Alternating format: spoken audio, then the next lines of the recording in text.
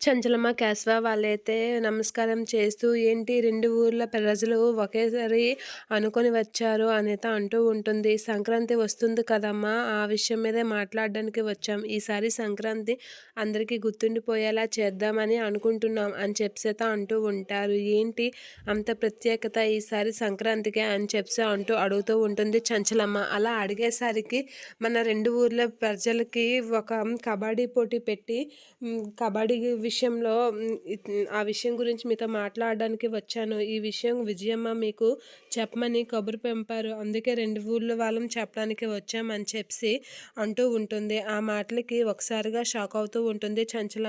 మనము అలాంటి పోటీలు వాటికి దూరంగా ఉందామని అనుకున్నాం కదా! మళ్ళీ ఇప్పుడేంటి అని చెప్పి అంటూ ఉంటుంది చంచలమ్మ.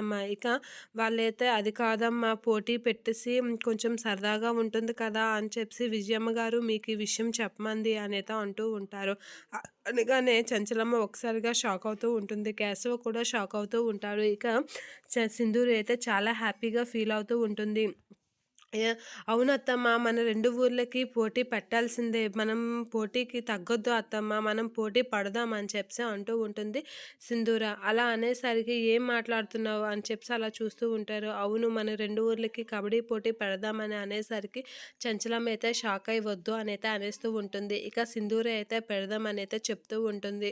మన ఊరు వాళ్ళం ఎప్పుడో కట్టుబడి పెట్టుకున్నాం కదా! మనం పెట్టుకోవద్దు పోటీలు అలాంటివేటి మానేద్దామని చెప్పేసి అనుకున్నాం కదా!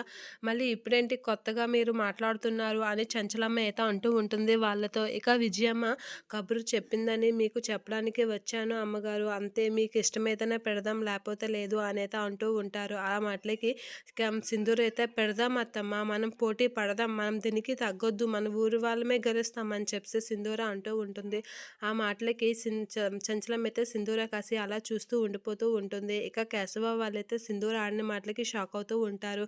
ఇక ఊళ్ళో వాళ్ళందరూ అయితే సింధూరతో పాటు చంచలమ్మని ఒప్పించడానికి ట్రై చేస్తూ ఉంటారు.